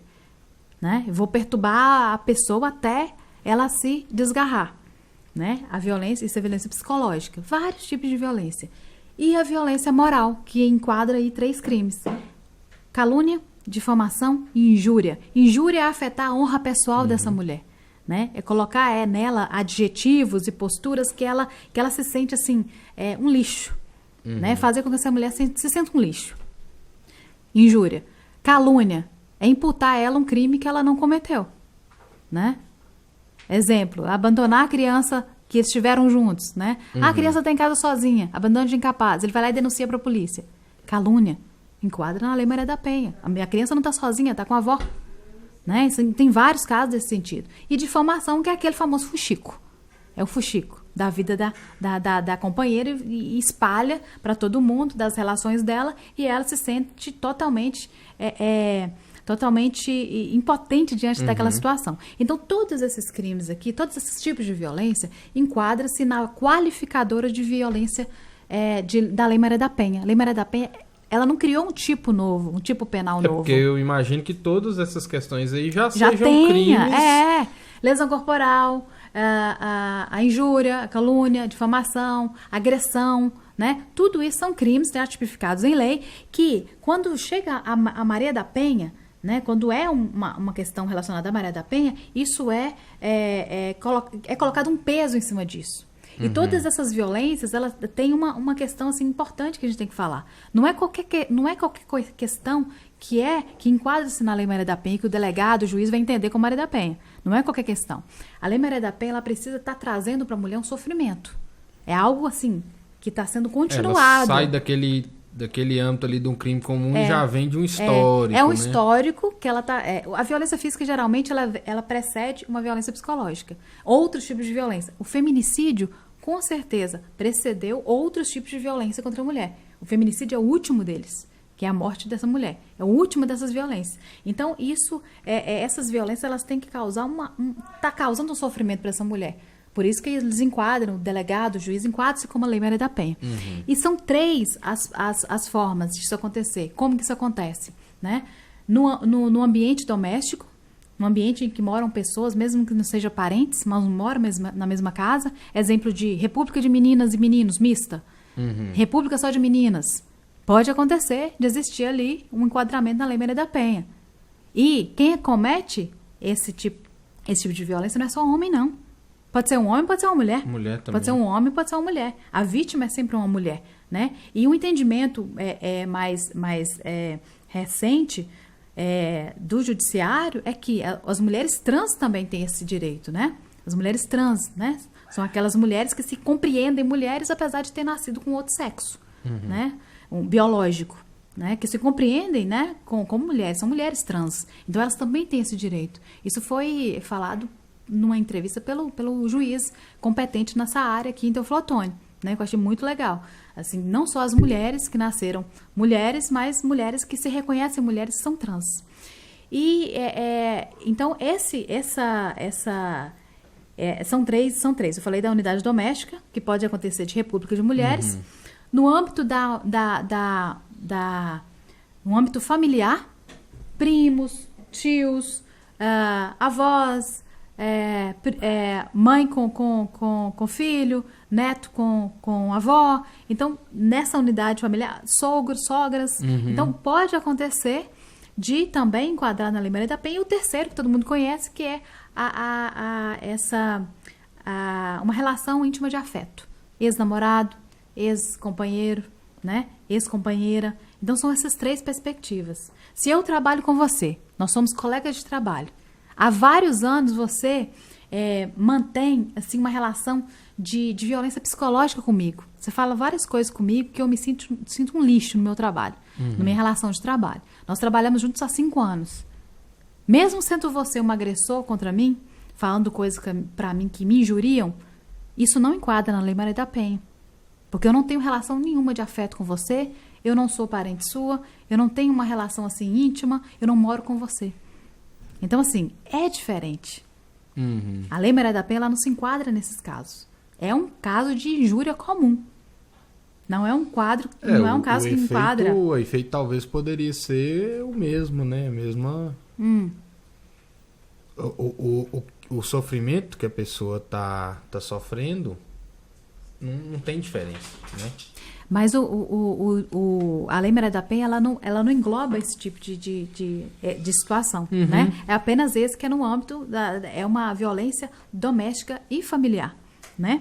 Então, são essas três perspectivas. Então, eu falei sobre a Lei Maria da Penha, né? Essas questões todas, entendeu? Eu sei o que é a Lei Maria da Penha. A Lei Maria da Penha, as pessoas falam tanto de Lei Maria da Penha, agora é isso, eu sei. sabe? E como um instrumento aí de amparo, de proteção às mulheres, ela não veio para culpabilizar homens, ela veio para proteger mulheres. Porque se a gente olhar historicamente, isso é uma coisa que acontece muito. Aí fala assim, por que tem uma lei pra mulher e não tem pra homem? Porque, porra, é o que acontece com a mulher.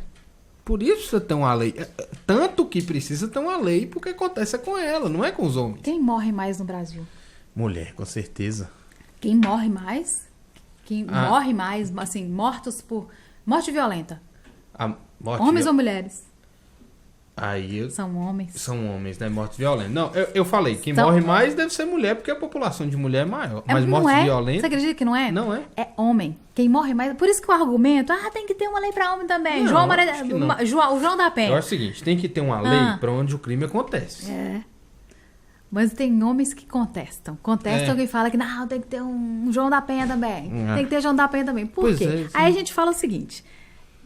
morre mais homem, tem que ter uma política para homem. Tem que ter, sim, política para a população negra, né? De jovens negros que morrem mais. É uma coisa que eu falo, né? Assim, porque a pessoa, principalmente essa galera da meritocracia aí, que fala assim, mas você tá sendo racista, criando uma cota pro negro, beneficiando o negro com leis, etc. Mas aí o cara pega e ignora que durante 400 anos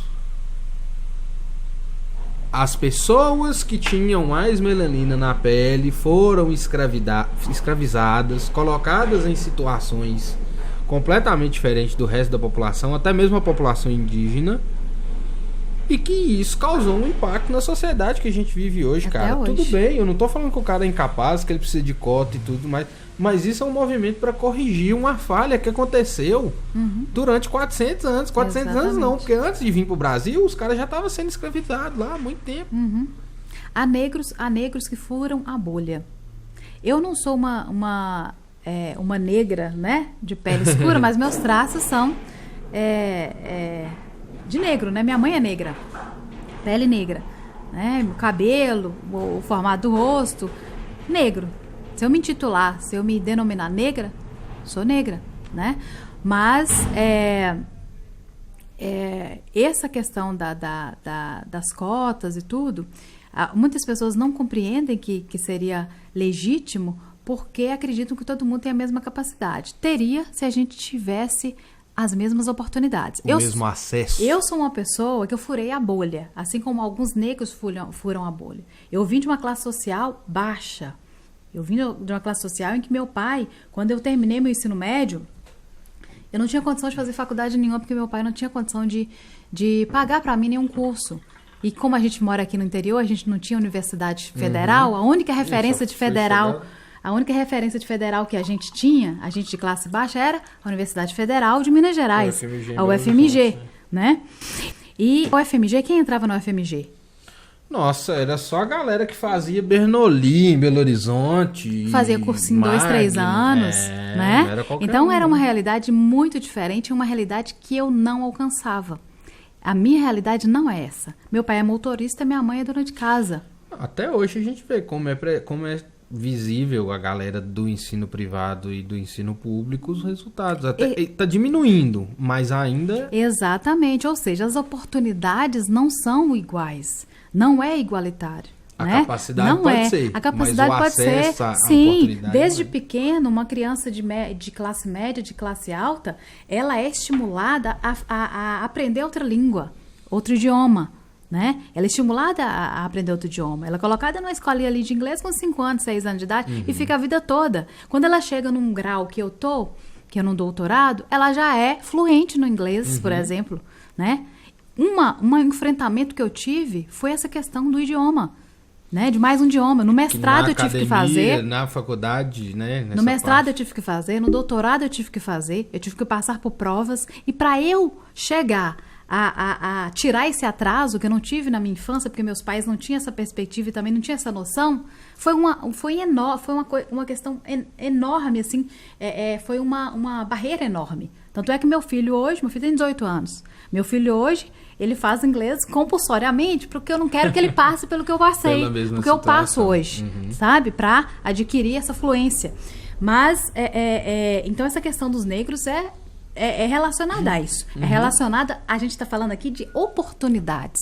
De oportunidades que não se abrem para pessoas de baixa renda, e especialmente pessoas negras. Né? Pessoas que não têm ali um capital cultural. Né? Não é capital econômico, não. Que é vencer a barreira do capital econômico, é mais fácil do que romper a barreira cultural. Tem muita gente aqui, na nossa cidade, inclusive, que é endinheirada, que tem que tem um alto padrão de vida, e você vê que a pessoa não tem capacidade, não tem capital cultural. Ela não tem. Porque ela não teve isso na trajetória de vida dela. Sim. Né? Então o econômico foi primeiro e o cultural ficou para trás. Porque ela também não foi ensinada também que o cultural é importante. Então eu fui uma pessoa que saí ali de uma classe baixa, subalterna da sociedade. Sou um exemplo das pessoas que tiveram uma emancipação por meio da educação.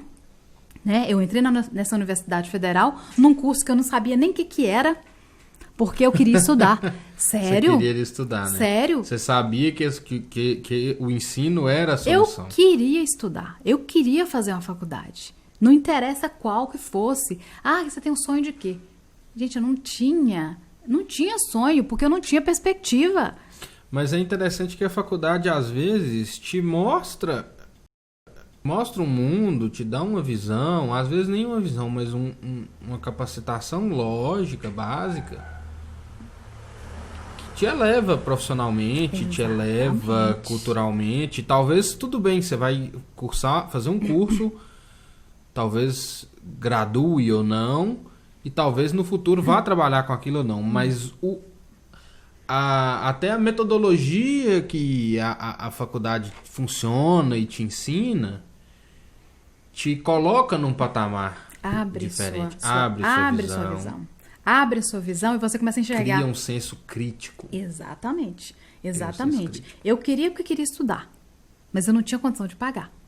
Não tinha grana para pagar. Não tinha aquele boom do ProUni. Só veio depois nessa minha vontade de estudar. Isso só aconteceu depois. Vamos dizer que isso foi de 2005, 2006 para cá. A Universidade Federal foi criada em 2006. Como eu sempre gostei de estudar, eu consegui passei. Mas também porque quem passava aqui na universidade, recém-criada, foram pessoas da classe trabalhadora mesmo, que passou aqui. Não era Enem, era vestibular. Ainda era vestibular, e a galera de fora não sabia ainda, né? E também não tinha esse interesse de entrar na universidade que estava começando precariamente. Porque eu lembro quando eu entrei na UFVJM aqui em 2014, entrei no BCIT, né, para as engenharias, e que, se eu não me engano, ainda faltavam livros básicos, né, da engenharia. Estava formando a primeira turma e ainda faltava. Eu imagino quando você entrou... Não tinha nem prédio. Não tinha nem prédio. Não tinha nem o campus ainda, né? Você ainda tinha o campus, rapaz. Eu cheguei, já tinha bastante prédio. Já tinha o I7, já tinha a Faxai, já tinha biblioteca. Eu entrei na primeira turma. Lá no Kaique. Tava começando o RU quando eu entrei lá. Eu entrei era no Kaique ainda, né? Lá nos então fundos, era bem... Né? Tinha um professor só no semestre, né? Tinha pouco professor, tinha pouco recurso, tinha pouca possibilidade. Pra gente ver que não é simples de montar uma universidade pública não. Só, manda o dinheiro pra lá e na cara. Ela tá em construção até hoje. Até hoje ela tá em construção, né? Então, assim, e foi uma guerra mesmo, uma luta. Aí eu entrei nessa faculdade. Como é que foi o meu critério para entrar? Tinha um vestibular e tinha...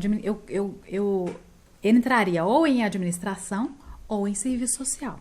Por quê? Porque eu fui lá e vi. Primeira etapa, prova fechada. Segunda etapa, redação não, prova aberta. Mas serviço social tinha geografia e história, e eu sempre gostei da área, né? Dessas áreas.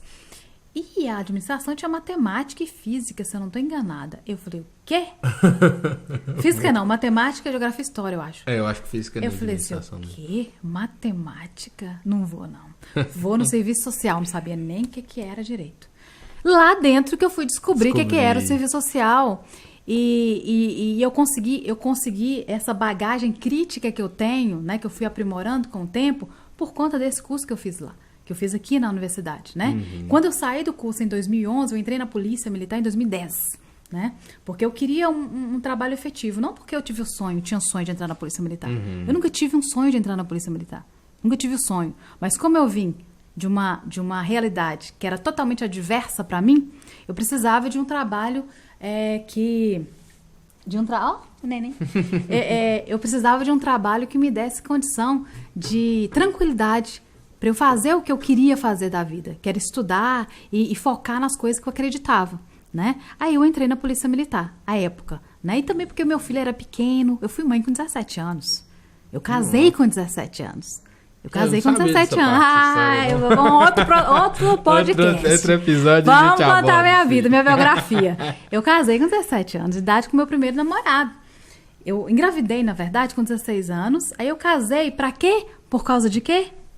Porque eu me sentia culpada por ter engravidado e eu queria minimizar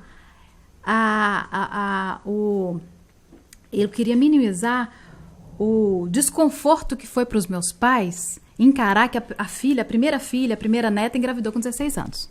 Aí eu casei com 17, sabe? Separei com 20. Não ia dar certo nunca, né? Aí separei com 20, aí fui morar com os meus pais. Com 21 eu entrei na faculdade, na universidade. Comecei a trabalhar no comércio em Teoflotone, eu sou de Tambacuri.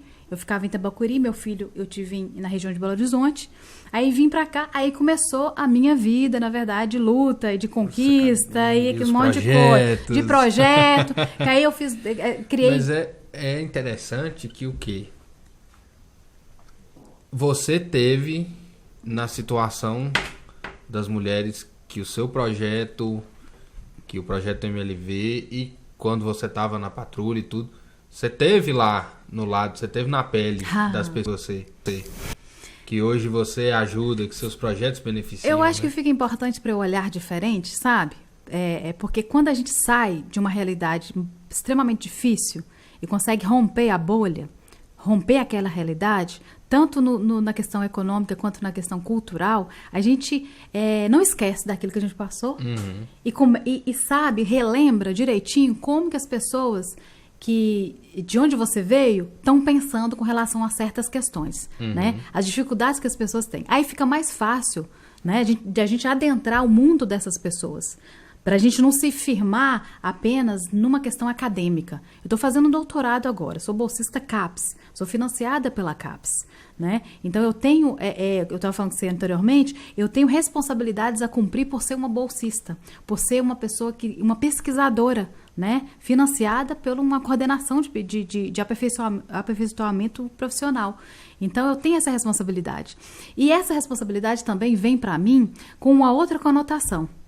Eu tenho a obrigação, eu tenho a responsabilidade de devolver para as pessoas da comunidade, através do meu tempo, porque tempo hoje é dinheiro, né? Com certeza. Através da disponibilização de um pouco do meu tempo e do meu conhecimento, porque eu adquiri esse conhecimento que eu tenho hoje, essa habilidade, esse pensamento, por conta de uma emancipação que eu tive por meio da educação, a partir da Universidade Federal. Eu sempre estudei em escola pública. Nunca estudei em escola particular. Nunca paguei nada para estudar em escola particular. Eu entrei na Federal. Da Federal, eu fiz um mestrado na Universidade Federal também, em Diamantina. Ia e voltava toda semana, de carro, dirigindo. Eu e uma colega minha que passou lá também. Fiz um mestrado na área eu trabalhei com agricultores familiares, na época, 2013, 2015. Fiz meu mestrado em universidade pública também. Já estava no GEPAF? Já estava no GEPAF, eu entrei no GEPAF em 2009, já era integrante do GEPAF, já tinha uma percepção diferente do meio rural, e do meio rural aqui da nossa região, do Vale do Mucuri, que é sofrida, né? E a gente tem que fomentar, ajudar essas pessoas para que elas fiquem no campo, porque se elas continuarem no campo, a nossa qualidade de vida é muito melhor. Porque quando ela sai do campo, ela vem para onde? Elas vêm para onde? Ela vem inchar as favelas.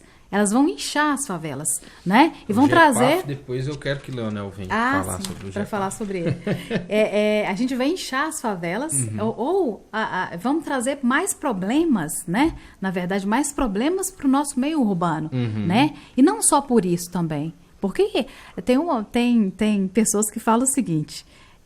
os agricultores, né? Quanto aos agricultores. Se os agricultores não têm condição de plantar, se o campo não planta, a cidade não almoça e nem janta. Não faz né? nada. Porque 70% da comida que a gente dá na nossa mesa vem da agricultura familiar. E não do agronegócio, como muitos alardeiam. Né? Não é do agronegócio.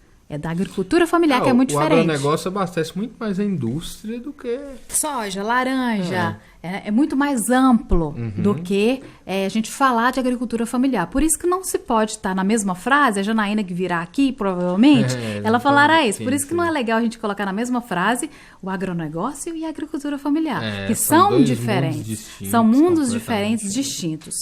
E então, a gente... essa trajetória minha, né, de vida... Eu tenho essa responsabilidade de devolver para as pessoas, para a população, as coisas que eu aprendi, né? É uma responsabilidade que deveria ser de todas as pessoas que estudam em universidades públicas, né? Não só federais, estaduais também, né? A universidade pública, ela agora está sendo financiada, está terminando agora um laboratório de análise, né? De uma biologia molecular, o laboratório, para testagem do Covid, para testagem para exames de outras naturezas também. Está sendo finalizado agora na universidade. O dinheiro veio de onde? Do público, de emenda parlamentar. Que é um dinheiro que não sai não surge do nada, não. São os impostos que a gente paga, né? E está sendo construído, né? Então, essa universidade, ela está em construção permanente, né? E a gente tem que perceber isso. Voltando na questão da Lei Maria da Penha, das pessoas que contestam a Lei Maria da Penha, voltando nessa questão, 88% das mulheres que são agredidas em casa, são agredidas pelos maridos, pelos companheiros ou ex-companheiros. Os homens morrem mais na rua por conta de quê? Acidente de trânsito, briga de gangue, briga de boteco, mortes variadas. E as mulheres... Homem sem noção, né? E as mulheres morrem mais de quê? Os homens morrem mais, mas desses fatores. As mulheres morrem mais dentro de casa. Violência doméstica. Por isso que tem que ter leis específicas e política pública aplicada a essas leis. Para a gente diminuir esse problema, né? A gente não é igual. Homens e mulheres. Mulher, essa rua sua é mais escura, né? Para passar é muito escura. Nossa, você tem problema em subir essa rua 9 horas da noite, sozinho? Eu não, mas eu sei o quanto minha namorada... Sua namorada... né, que tá aqui nos bastidores, ela tem medo de subir? Tem essas diferenças. E qual que é o medo dela? De alguém agarrar ela e de levar ela para algum lugar. Sabe que o assédio, né? O risco é uma realidade. O medo dela não é de tomar um tiro. Não. O medo dela é outro medo. É um outro medo que os homens às vezes nunca sentiram, que nós sentimos. Então, esses tipos de coisas, esse tipo de pauta, ela precisa estar ativa e permanente no município, no estado e na nação, porque é uma pauta que ela não vai sumir com estalar de dedo. É uma questão, um problema que não vai sumir. E se não tomar cuidado, se não continuar brigando, é perigoso até retroceder, cara. Exatamente. Queria abrir um parênteses no que você falou, que eu queria que esse medo fosse só de noite, né? A gente passa esse medo. Qualquer hora. E o assédio, qualquer horário, a gente não tem segurança dentro de casa. Então a gente tem perigo e com medo o tempo inteiro. Exatamente. Nem dentro de casa a gente não tá segura. Se a mulher mora sozinha, ela procura geralmente um apartamento que tenha porteiro. É muito mais seguro. Que tenha porteiro. Ela não quer uma casa. Porque uma casa, se aquela pessoa descobrir ali, só mora uma mulher ali, eu vou lá. Né? Eu vou lá, eu vou pular. Né? Eu vou pular ali e eu vou fazer o que quiser. Porque ela não tem a força que eu tenho. Né? Então, assim, as mulheres estão muito mais vulneráveis do que os homens. As mulheres pobres e negras, mais ainda. Nossa, nem fala. Quando eu trabalhava na patrulha de violência doméstica, você acha que a gente recebia denúncias dos morros aqui da cidade? Eucalipto. Não, eles resolvem lá dentro, eles têm as próprias Júlio. leis. Você acha que a gente recebe? Não recebe. Por que a gente não recebe? Será que lá não tem? Nossa, não tem violência lá? Lá tem mais, não só tem? que a maneira como eles resolvem é completamente Porque diferente. as mulheres estão vulnerabilizadas nos espaços pela condição de classe, pela condição de raça, por elas serem negras, elas estão extremamente, muito mais vulnerabilizadas do que uma mulher branca em certos espaços. Então, a gente precisa considerar isso também. Então, assim, isso é assunto, a gente tem assunto aqui para 1001 podcasts. Eu tô com dificuldade com esse sabendo, negócio né? de podcast, porque eu só arrumo gente que eu vou ter que trazer umas 2, 3 vezes aqui. Eu só arrumo gente, entendeu? Que vai enlaçando uma coisa na outra, né? Que vem falar de uma coisa e vem falar de outra. Mas eu não posso sair daqui sem falar de uma coisa Fica importante. à vontade, o espaço é seu. Homens, né? Da questão diga. dos homens, né? Que a gente que trabalha com essa questão das mulheres, na defesa das mulheres, há um equívoco em achar que a gente quer punir os homens. E na verdade não é. Eu sei disso. A gente entende o quanto também que os homens sofrem com certas realidades. Os homens são ensinados a serem protagonistas.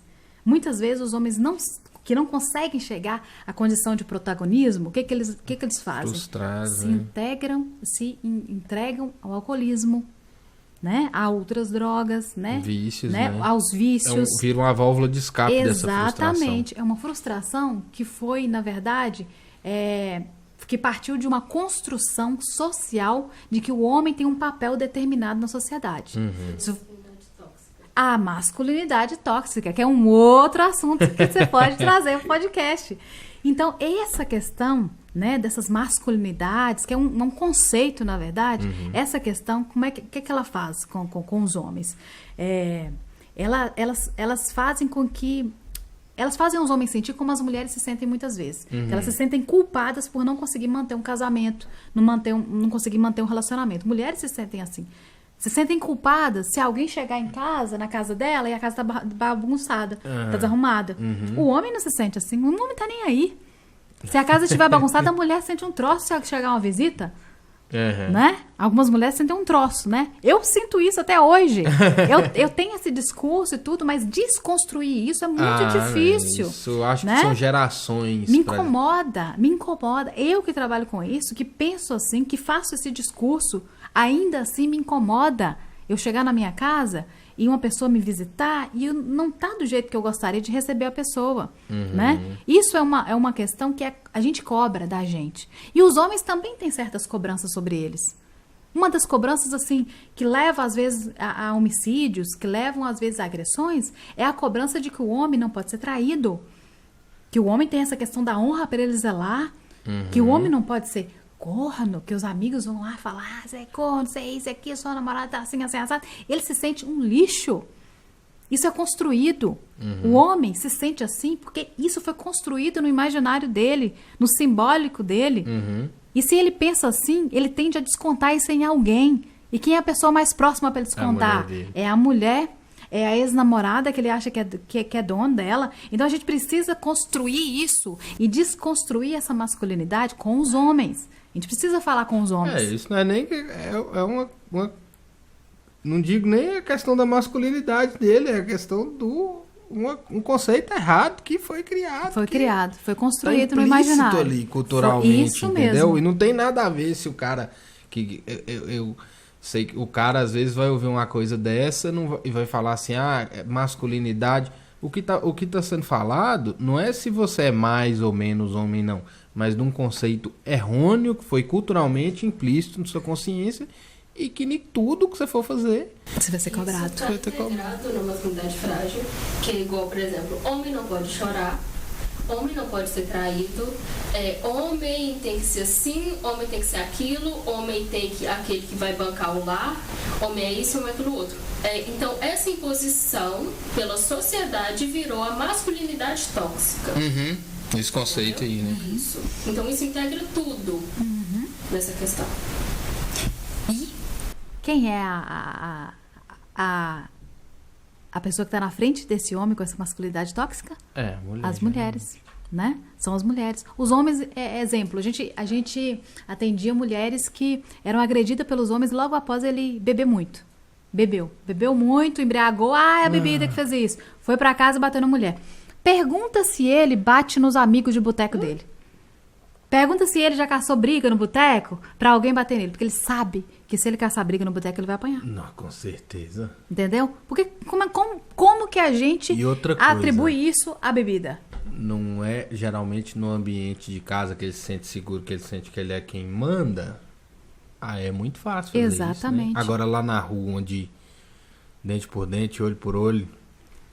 Como é que vai encarar? E aí, cadê essa masculinidade forte dele aí? Então, assim... Realmente é uma masculinidade tóxica. É uma questão com outros homens, né? Com outros homens tem uma relação de disputa, uma relação de competição, né? Por outro lado, com a mulher não há essa relação de competição, porque ele é o principal, né? Quando a mulher e o homem eles começam a se equiparar, exemplo, quando você está num posto de trabalho e sua namorada, sua mulher, sua esposa, ela consegue um trabalho em que ela ganha mais, ela tem mais status, ela tem mais visibilidade, às vezes você pode se sentir incomodado. Porque você vai sentir que ela está competindo de alguma forma com você, simbolicamente. Ela tá competindo com você, então não, peraí, essa mulher tá ganhando visibilidade, essa mulher tá sendo elogiada o tempo todo, essa mulher tá me abafando.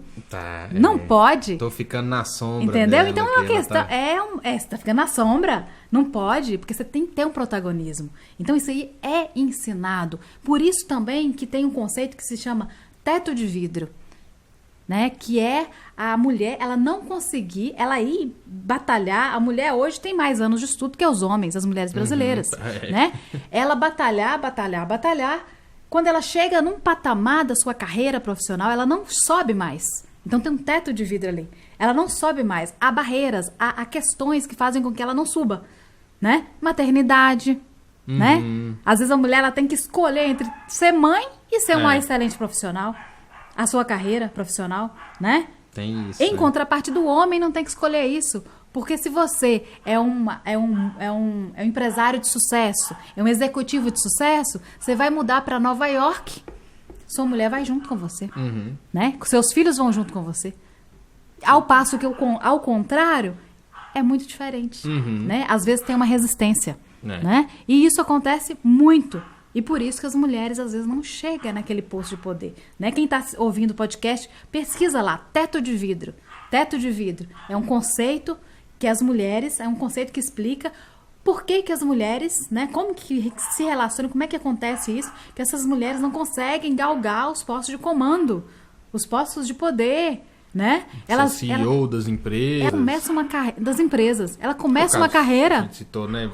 Um dia, quem sabe, uma mulher ser comandante da polícia, né? Vai chegar o tempo. Tem. Nas Forças Armadas, eu acredito que quando eu servi às Forças Armadas, o cargo de general, o almirante e brigadeiro é reservado aos homens. Aos homens, né? A mulher, pelo menos quando eu prestei às Forças Armadas, o limite era chegar a coronel. Pois é. E aí, a gente tem essas barreiras ainda, né? Tem vários estados do Brasil que já temos muito mais coronéis do que o estado de Minas, né? Então, essas barreiras, elas acontecem por vários motivos, né? Por vários. As mulheres, tem pesquisas que indicam que as mulheres que se tornam mães, por exemplo, elas têm uma descontinuidade muito grande na carreira. É uma pausa, né? Um break, pô. Ela pausa a vida, né? Na carreira. E as mulheres que são de baixa renda também pausam a vida. Porque às vezes falta o quê? Creche. Falta uma escolinha com a criança com 5 anos, 6 anos, para ela trabalhar em meio período e conseguir ter uma autonomia financeira mínima. Falta né? os ferramentas falta os instrumentos do Estado, falta os equipamentos do Estado. Estudo, né? Exatamente. Por isso que a gente retoma a ideia do movimento feminista e movimento de mulheres. O movimento de mulheres vai pautar o quê? Vai pautar essas questões relacionadas à vida das mulheres. Creches, né? As creches, a infraestrutura, um posto de saúde próximo à casa. Então, vai pautar várias questões. O movimento de mulheres, na década de 70 e até hoje também. O movimento de mulheres, ele não pauta questões que o movimento feminista ele começou a pautar, que são o assédio, a violência contra a mulher, a polêmica do aborto, né? Então, são questões que o movimento feminista começou a pautar. E o movimento de mulheres não pautava. Né? Porque vinha também de uma realidade, de uma base que era a teologia da libertação da Igreja Católica, na década de 70, né? Que pautavam várias questões que foi importantíssimo para as mulheres, mas que não pautavam questões que até hoje são tabu, por questão de religião, que é o aborto, né? Que é o direito das mulheres ao aborto. Eu nem né? falo sobre aborto. É uma questão porque complicada. Eu acho o seguinte, homem não tinha que falar nada. Não é legítimo o homem falar sobre isso. Quem tem né? que falar de aborto é mulher, quem tem que decidir é mulher. Nós não podemos falar nada. Que o corpo é da mulher. É vocês. Né? Quem quer dar, homem que quer dar opinião aí, cala a boca, senhor. Você não tem que meter o dedo então nisso, é muito polêmico isso aí. Deixa a mulher resolver sobre isso. O presidente da Argentina, se eu não estou enganada, eu vi uma postagem hoje sobre isso, que ele pautou essa questão do aborto lá na Argentina, num projeto de lei. Né? Se eu não estou enganada, é da Argentina. Então, esses avanços, que seriam um avanço para o movimento feminista, é uma questão de avanço. Tem feministas, inclusive, que não comungam dessa perspectiva, né? Que as mulheres, que isso é uma questão que elas têm resistência, muita resistência. A questão do assédio, da violência contra as mulheres foi puxado pelo movimento feminista. Né? Junto com o movimento de mulheres. Então, congregou esses dois movimentos para hoje a gente ter o que a gente tem hoje. Esse amparo que as mulheres têm hoje. A questão das cotas, né? Da percentagem de mulheres aí na política. né, que ainda é um problema, né, que nem eu falei anteriormente, né, as mulheres que entram para compor o quadro do partido, e que na verdade ela não vai se eleger, os partidos que... É só uma estratégia, né? Uma estratégia partidária. As mulheres que não são convocadas a se elegerem porque sabem, que os partidos sabem que elas têm capacidade de serem eleitas, e elas puxariam voto de um homem. Então elas não colocam, eles não colocam as mulheres. Então assim, há uma série de questões assim que tudo, absolutamente tudo na nossa vida prática envolve política. E todo mundo precisa saber um pouco mais de política. E quando eu falo política, não é política partidária. Não é você escolher um partido de uma ideologia esquerda, direita, centro. Todos os não é isso. Que forem envolver um né? tipo de organização, tudo relação, envolve política, né? E a política pública, nessa perspectiva, nesses equipamentos, essa questão de equipamento público e tudo, a política pública ela tem que ser prioridade. E o que é ser prioridade? É ter orçamento, ter recurso destinado àquela política pública. Quando um prefeito, quando um deputado, né, ele fala, olha, eu quero fazer isso e aquilo, eu quero destinar isso e aquilo, ele tem que conseguir que no orçamento seja discriminado que aquele valor ali vai ser para aquela finalidade que ele prometeu. Que ele cumprimento, né? O cumprimento daquela pauta, né? Daquele destino. Então, assim, a gente precisa entender sobre isso também, né? O orçamento, né? Precisa de dinheiro para a coisa acontecer. Precisa de recurso para a política acontecer. Você tem que entender de política, mas você que tem que entender que dinheiro tem que sair. Porque senão a gente fica no discurso demagógico, na retórica sem fundamento, né? No discurso bonito, que a gente está cansado disso, né? Demais. A gente está cansado dessa conversa, de conversa fiada e nada acontecer. E as coisas não acontecerem no campo prático. Bom, Ju, primeiro quero te agradecer demais por você ter vindo aqui em meio aos trancos e barrancos. Você tinha congresso hoje, seminário, e conseguiu vir aqui. Vou deixar o espaço aberto aí, se você quiser falar mais alguma coisa, se quiser... Antes da gente encerrar aqui, se você quiser abordar mais algum assunto, fazer um convite, né? Eu mesmo faço o convite. Conheça aí as redes sociais da Ju, o trabalho que ela desenvolve. O projeto, né? Mulher Livre de Violência. Conhecer o GEPAF também. Daqui uns dias eu vou trazer o Leonel, que é meu amigo, meu irmão de tatame e marido da Ju, para falar um pouquinho sobre o GEPAF. Eu tenho que ver lá primeiro, que eu tenho que... Tem uma hierarquiazinha ali de pessoas na lista, então eu não posso trazer Leonel antes de trazer Felipe. Eu tenho que trazer Felipe antes, entendeu? Não, o bicho pega no tatame. Não, o bicho pega no tatame. Questão. E lá tem uma galera que eu quero trazer, então... Mas isso aí, breve, logo vai acontecer, entendeu? Eu tô fazendo sem pressa, vai, uma hora vem. Te agradecer e deixar o espaço aberto aí. Eu que agradeço por essa oportunidade ímpar, né, de falar sobre políticas, de política pública, de política social, que é o que a gente mais abordou agora, de falar sobre mulheres. Outras oportunidades vão vir, pode ficar de ter essa oportunidade de fala, né, ter voz, que é importante demais, a gente ter voz, a gente ter essa abertura para falar sobre os assuntos que nos afligem, os assuntos que a gente tem capacidade de abordar. Pouco falei sobre o projeto Mulher Livre de Violência, não falei tanto, mas lá na nossa rede social, lá no nosso Instagram, no Facebook, tem tudo lá para quem quiser saber um pouquinho mais sobre o projeto, que nós temos a intenção de expandir o projeto sim, porque a união de mulheres, a rede de apoio às mulheres é um dos instrumentos para que as mulheres se fortaleçam para pautar as questões que afligem todas nós, né? Que afligem todas nós. Então, pautar na Câmara, pautar junto ao prefeito, pautar junto às instituições, às outras instituições e cobrar, né? Então, assim, em outro momento a gente pode falar unicamente sobre o projeto Mulheres de Violência, né? Hoje a gente não falou, mas eu queria agradecer aí pela oportunidade e dizer que eu estou à disposição também para outros encontros aberto, também. Quando tiver outras coisas aí, só me falar. Gostei demais da oportunidade de estar aqui, de falar sobre isso e falar o seguinte: a gente precisa dispensar um tempo da vida da gente para a gente pensar, para a gente parar, refletir né, sobre as questões que envolvem o coletivo, que envolvem a vida de todas as pessoas, porque senão não faz sentido a nossa passagem por esse mundo, né? A gente veio, a gente precisa agregar, a gente precisa somar, né? Não dá pra gente viver numa bolha. E a gente precisa furar bolhas. Muitas pessoas às vezes dependem desse empenho, desse trabalho.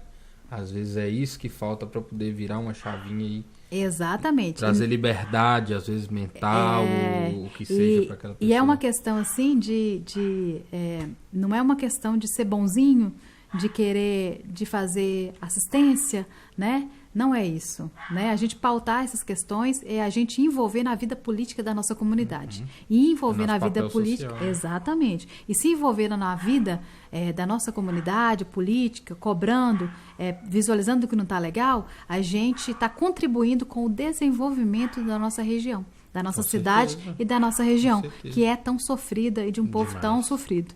Então, assim... Obrigada, mais uma vez, pela oportunidade, né? Sua companheira, pelo apoio aí, pela intervenção, foi legal, pela intervenção, e estou aí à disposição. Obrigada quem ouviu a gente. Obrigado. Galera que ouviu até aqui, muito obrigado. Lembrando aí que nós estamos em todas as redes sociais, todas as plataformas de podcast. Você pode ouvir e assistir, ok? Se não tem paciência para assistir o vídeo todo, tô soltando os cortes aí. Se você está assistindo pelo Facebook, curta aí nossa página. Se acha que esse conteúdo agrega para alguém, compartilha, por favor. Se está assistindo pelo YouTube, deixa seu like aí. Qualquer sugestão, só deixar aí o comentário, manda uma mensagem pra gente. E um beijão para vocês, fiquem com Deus e até semana que vem. Tchau. Volta.